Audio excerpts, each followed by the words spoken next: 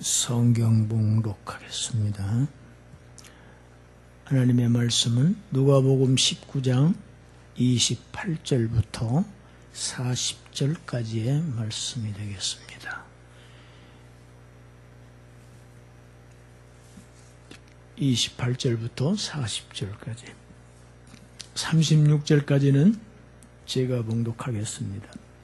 37절부터 40절까지는 합독하시겠습니다. 예수께서 이 말씀을 하시고 예루살렘을 향하여 앞서서 가시더라. 감람원이라 불리는 산 쪽에 있는 벳바게와 베다니에 가까이 가셨을 때 제자들 둘을 보내시며 이르시되, 너희는 맞은편 마을로 가라. 그리로 들어가면 아직 아무도 타보지 않은 나귀 새끼가 매어 있는 것을 보리니 풀어 끌고 오라. 만일 누가 너희에게 어찌하여 푸느냐 묻거든 말하기를 주가 쓰시겠다 하라 하시매, 보내심을 받은 자들이 가서 그 말씀하신 대로 만난지라. 나귀 새끼를 풀 때 그 임자들이 이르되 어찌하여 나귀 새끼를 푸느냐 대답하되 주께서 쓰시겠다 하고 그것을 예수께로 끌고 와서 자기들의 겉옷을 나귀 새끼 위에 걸쳐놓고 예수를 태우니, 가실 때 그들이 자기의 겉옷을 길에 펴더라. 37절입니다. 이미 감람산 내리막길에 가까이 오심에 제자의 온 무리가 자기들이 본 바 모든 능한 일로 인하여 기뻐하며 큰 소리로 하나님을 찬양하여 이르되, 찬송하리로다. 주의 이름으로 오시는 왕이여, 하늘에는 평화요 가장 높은 곳에는 영광이로다 하니, 무리 중 어떤 바리새인들이 말하되 선생이여 당신의 제자들을 책망하소서 하거늘 대답하여 이르시되, 내가 너희에게 말하노니 만일 이 사람들이 침묵하면 돌들이 소리 지르리라 하시니라. 아멘.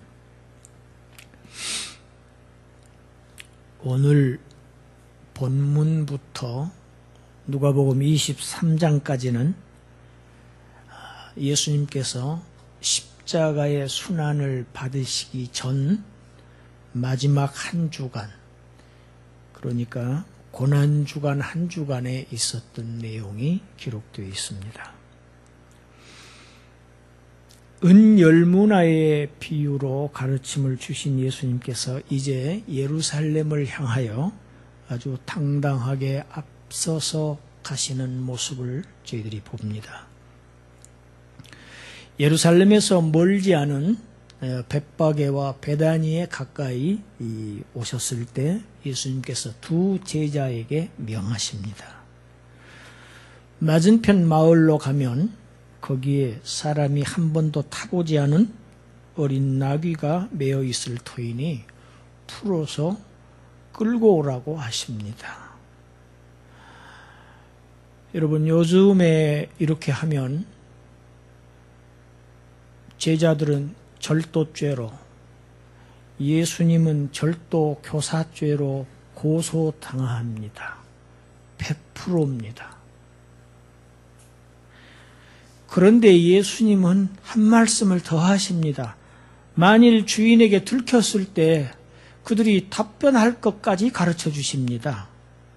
왜 남의 나귀를 푸느냐 묻거든 우리 같이 함께 읽습니다. 주가 쓰시겠다. 주가 쓰시겠다. 그렇게 대답하라고 하십니다. 여러분, 오늘 말씀의 본문의 배경은 구약 스가랴서에 있습니다. 스가랴서 9장 9절 말씀을 우리 한번 읽어보겠습니다. 시온에 따라 크게 기뻐할지어다. 예루살렘에 따라 즐거이 부를지어다.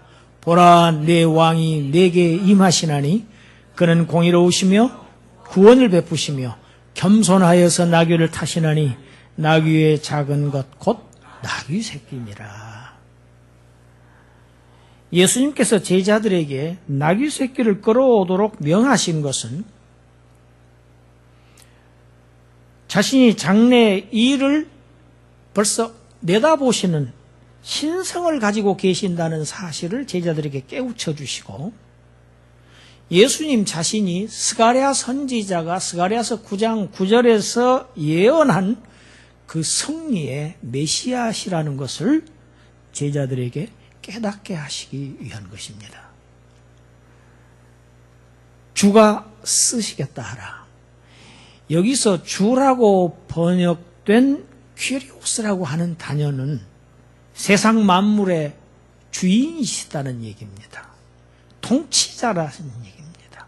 주권자라는 의미가 이 주입니다. 예수님은 남의 물건을 도둑질해오라고 시키신 것이 아닙니다. 세상의 모든 것은 다 주님께서 창조하신 피조물이고 지금도 주님이 다스리고 계시고 모든 것이 다 주의 것입니다. 나귀는 겸손과 평화를 상징하는 동물입니다. 세상의 정복자들은 말을 탔습니다. 세상의 군왕들은 마차를 탔습니다.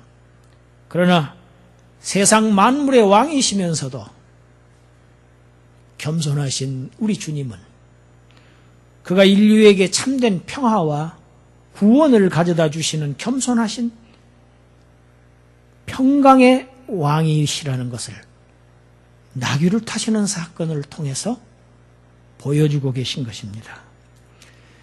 예수님은 지금까지 제자들에게 함구령을 내리셨습니다.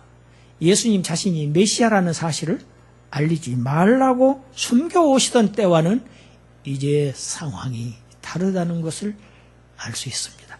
이제 예수님의 때, 하나님의 시간표에 의한 예수님의 사역의 시기가 이제 도래했다는, 지금 눈앞에 다가왔다는 지금 절박함을 담고 있는 말씀이 오늘 본문 말씀입니다.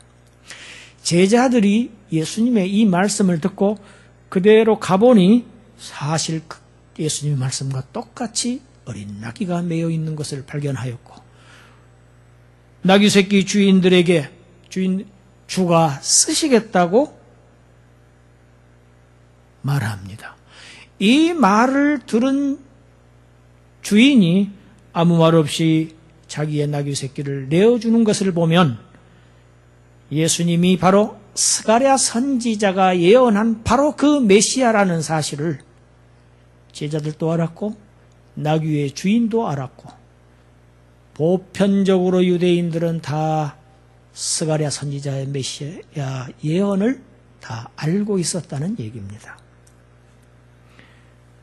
제자들은 겉옷을 벗어서 이 나귀의 안장을 대신합니다. 무리들은 겉옷을 벗어서 길가에 카펫으로 깔아서 예수님을 왕으로 영접합니다. 예수님은 왕이십니다.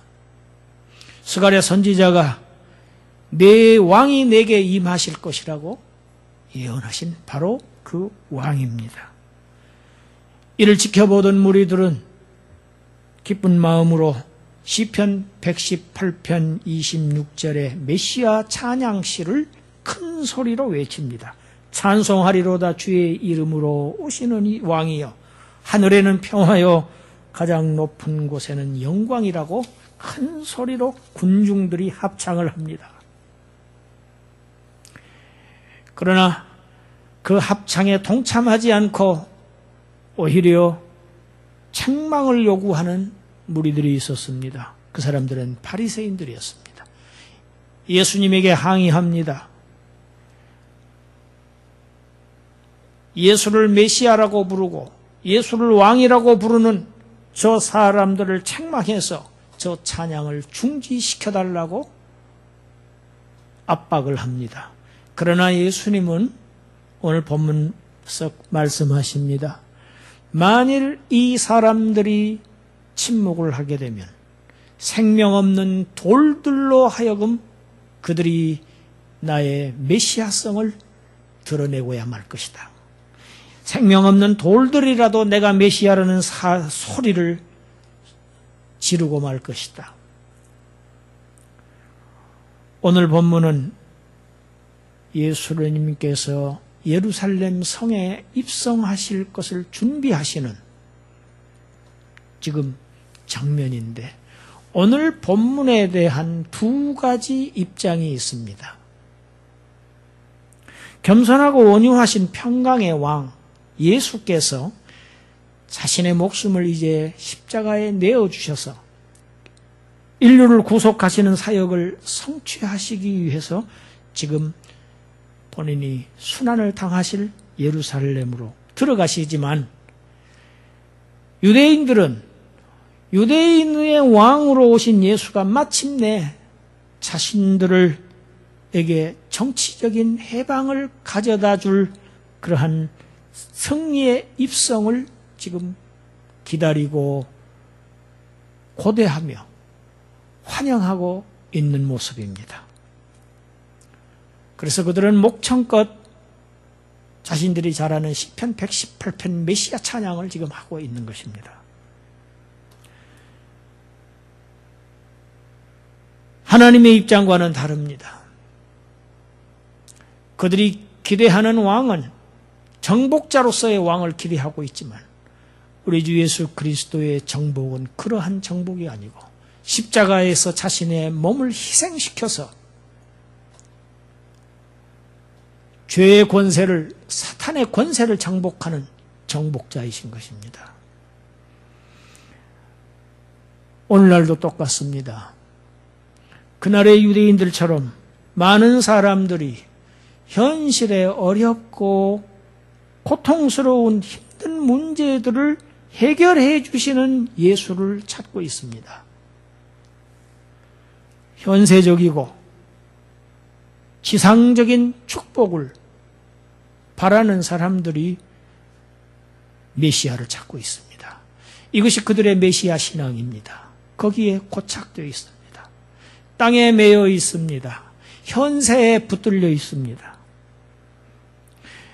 그러나 인간에 있어서 가장 심각하고 가장 급한 근본적인 문제는 현실의 삶의 문제보다 앞서서, 정치적인 압제에 앞서서 거기에서 해방되는 것이 참된 구원이 아니고 죄와 사망의 압제로부터 해방되는 문제, 즉 구원의 문제가 보다 더 근본적인 모든 고통의, 억압의 본질이라는 사실입니다.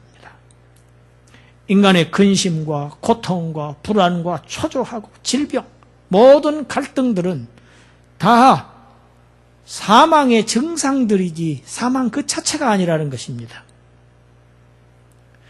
여러분, 마가복음 5장에 보면 12회를 혈루증으로 앓던 여자의 이야기가 나옵니다. 장장 12회를 피를 흘리면서 고통받고 살아온 그 여자는 이렇게 생각을 했습니다. 같이 읽어보십시다. 마가복음 5장 28절입니다.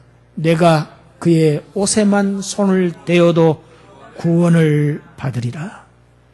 내가 그의 옷에만 손을 대어도 구원을 받으리라는 것이 그 여인의 믿음이었습니다. 예수님과 접촉할 때 그 여자의 혈루가 멎었다고, 12년 동안 흘리던 혈루가 멎었다고 성경이 기록하고 있지 않습니다. 혈루의 근원이 말랐다고 기록되어 있습니다. 혈루가 문제가 아니고 혈루의 근원이 문제가 되는 것입니다.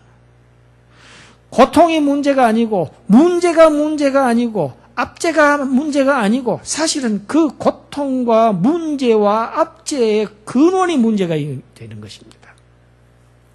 혈루는 증상이지 본질이 아닙니다. 근원이 마르면 혈루는 그치게 되어 있습니다.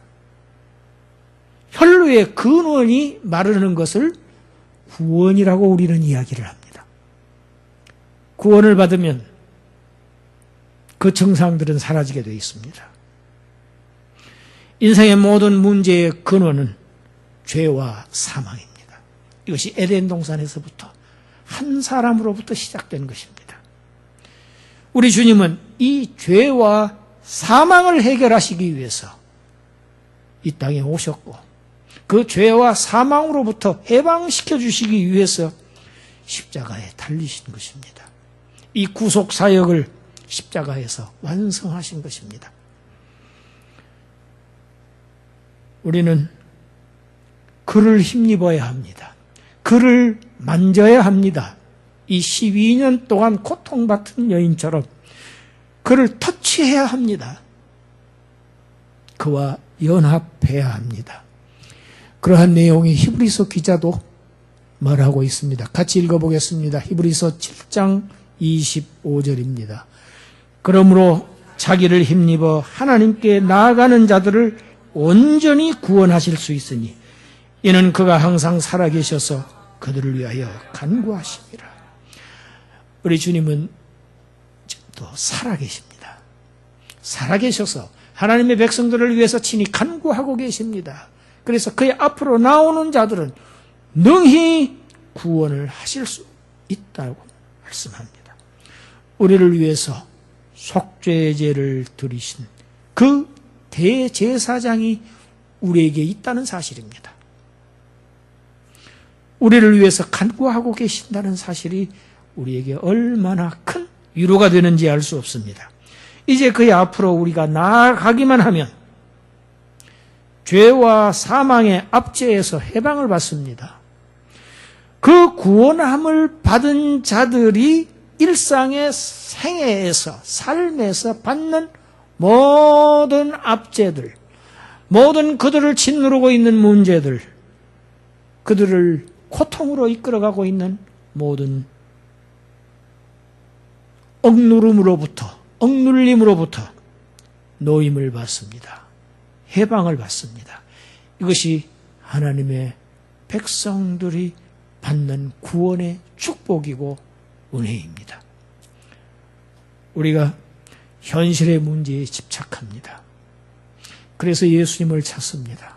그러나 본질적인 문제를 예수님께서 해결해 주십니다. 여러분, 그분을 만지십시오. 그분에게 나오셔서 그분에게 만지시고 이 12년 혈루의 여인처럼, 여러분, 이 여인은 있는 힘을 다해서 그 군중들을 밀치면서 그들에게 비난을 받아가면서 아랑곳하지 않고 예수님을 만졌습니다. 그 믿음이 오늘 우리에게 필요합니다. 우리를 사망의 늪에서 꺼내어 주신 주님은 우리의 삶의 모든 문제들을 능히 해결하시고도 남음이 있습니다. 우리의 구하는 것은 본질적인 문제를 더 먼저 구하라는 것입니다. 이 축복을 받은 저와 여러분들, 오늘 본문에서 예루살렘 입성을 찬양하는 그 무리들의 찬양과는 다른 각도에서 근본적인 우리의 구원의 문제를, 구원의 주님을 찬양하고 그를 영접함으로써 그를 우리의 생의 주인으로 모셔드리는, 주로 모셔드리는 그러한 역사가 우리가 점점 더 믿음이 더해가서 그 역사로 인해서 우리가 삶의 모든 무게에서 해방되는 그러한 경험을 하시게 되기를 주님의 이름으로 축원드립니다. 기도하겠습니다.